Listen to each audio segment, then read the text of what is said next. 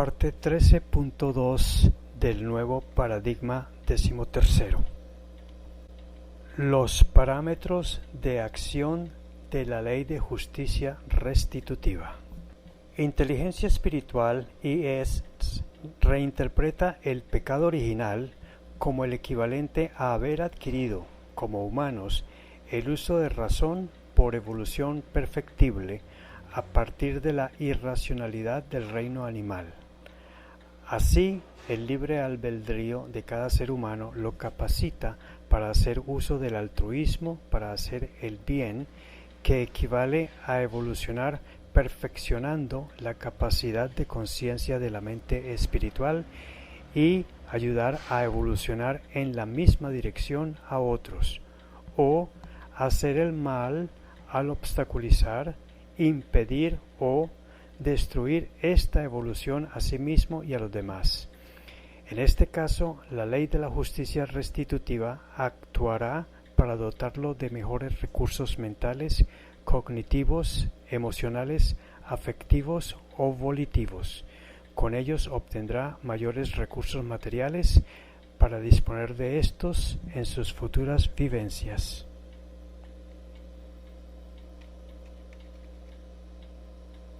En ejercicio de nuestra libertad por libre albedrío, podemos actuar, consciente o inconscientemente, en forma tal que podemos hacer algún daño o dejemos de hacer algún bien a nosotros mismos o a los demás.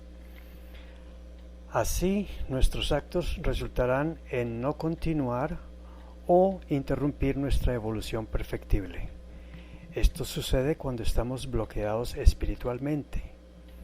Haciendo el bien, que es el tercer componente del altruismo, evidencia que contamos con mejores probabilidades constructivas, cuyas obras acrecentarán a su vez la evolución de la mente espiritual propia y o ajena. Todo episodio aleccionante agradable lo podemos llamar karma de amor, que reitero no es de premio. Representa la oportunidad de mejores recursos para un mayor compromiso de desarrollo espiritual mediante la práctica del bien altruista. Y la acción kármica alterna, la desagradable, es llamada karma de dolor, que sigue siendo aleccionante.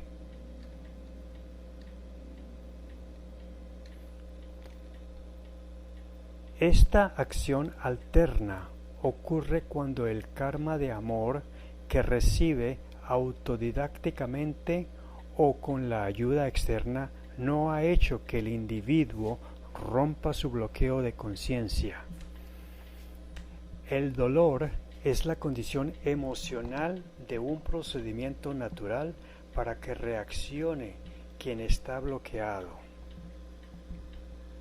Quien lo reciba tendrá que tomar conciencia de su error bajo la crisis psicológica que el dolor genera. El dolor aquí no debe ser considerado como un castigo, sino como una nueva oportunidad para reiniciar el desarrollo evolutivo en cada quien. Cuando ocurre algún dolor, el ego de cada quien genera un sufrimiento. El dolor es inevitablemente un suceso de la vida que debe aceptarse, ya que es la acción irremisible de la justicia restitutiva. Como el sufrimiento es la reacción psicológica que el ego de cada quien hace ante un dolor, es conveniente saber minimizarlo. Inteligencia espiritual ha modelado la minimización del sufrimiento mediante un proceso llamado el desapego.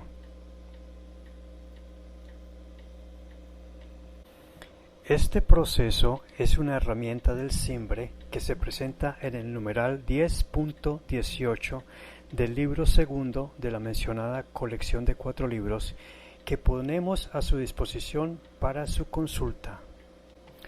Los antivalores son adoptados fácilmente por la naturaleza lúdica o cargada de errores causadas por los puntos ciegos del ego.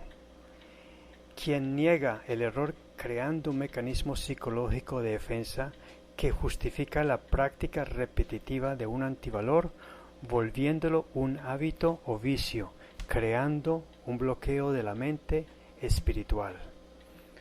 Todo bloqueo que se expresa cuando en forma habitual y repetitiva practicamos viciosamente algún antivalor.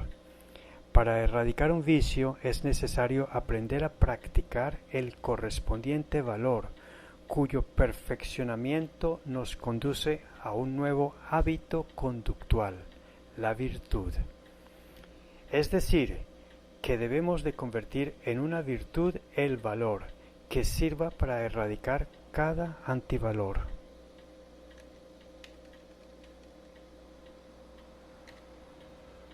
La lección evolutiva es la apertura de conciencia para que cada quien comprenda que tiene dentro de su conducta un bloqueo espiritual causado por el hábito de practicar un antivalor o peor aún, practicar un vicio.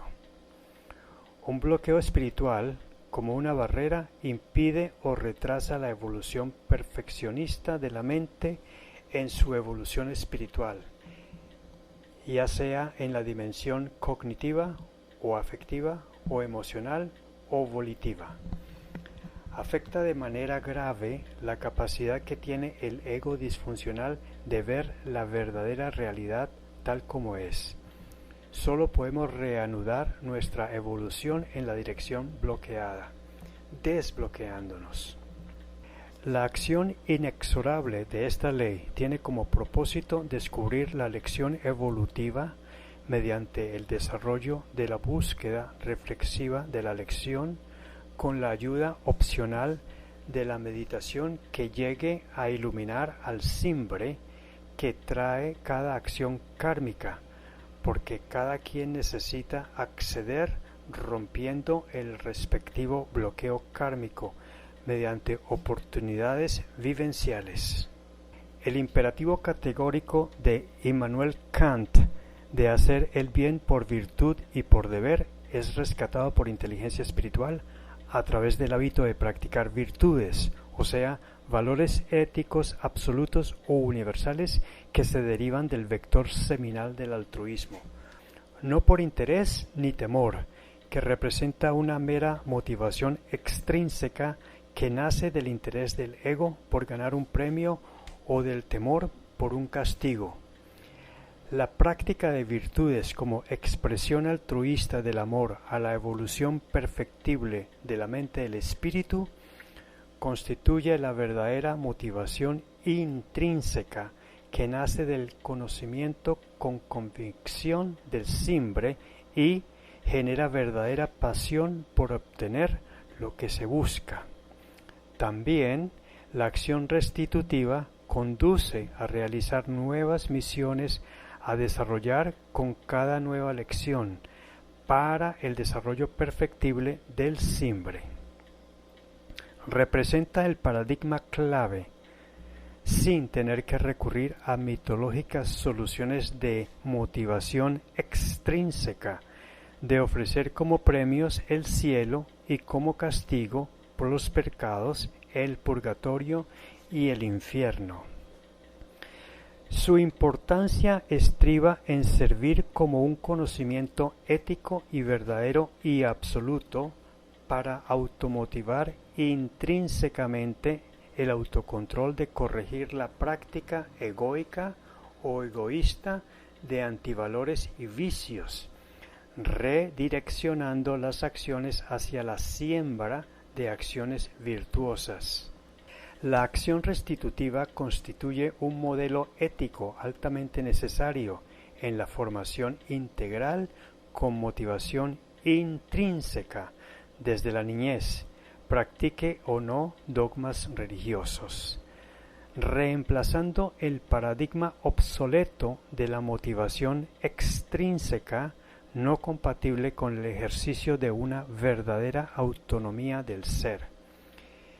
Debe ser plenamente comprendida por los enfermos graves de la pobreza espiritual, a quienes nuestra propuesta a corto plazo pretende rehabilitar. Esta ley también se explica en el numeral 10.14.3 del libro segundo de la mencionada colección de 4 libros, Consulta y Referencia.